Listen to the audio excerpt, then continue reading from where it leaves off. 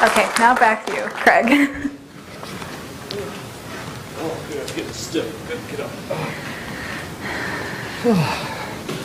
We're almost done. All right. All right. On a scale of 1 to 10, what priority should public safety place? I think public safety is always the first priority.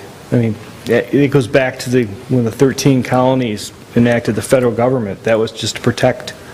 That's the government's main role, is to protect the people. It has to be number one.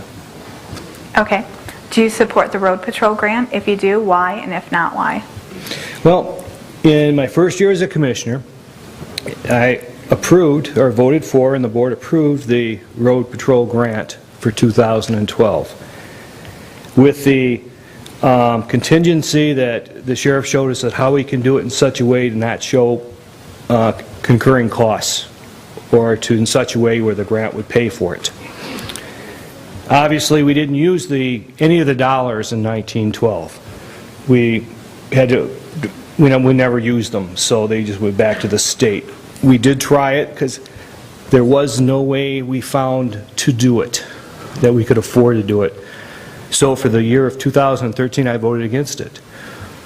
Because the $25,000, it sounds like a lot, but when you look at the scope of what a road patrol is, it's a very small portion. And what the state is trying to do by giving us this is the state is trying to relinquish its burden to protect us.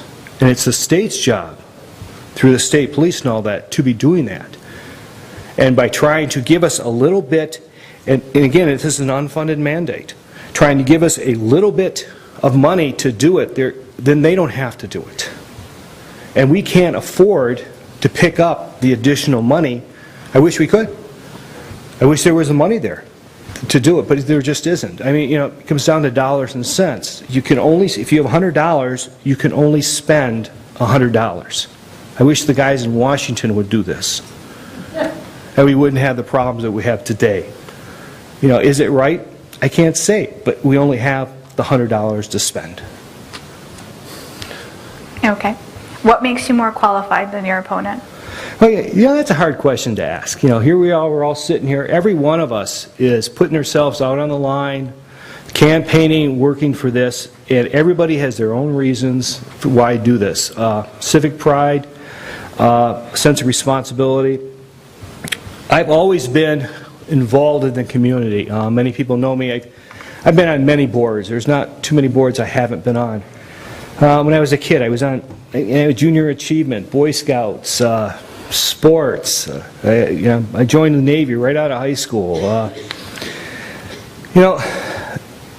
I feel that I have a lot to offer. I have energy. I have the time. I'm a disabled vet. I work a little bit out of my house. I live within my means, so I can afford to put in the time. I can put the 60 hours a week in that this job really requires. I mean, it's amazing to stay on top of things, to stay on top of the laws. And I'm still cutting teeth.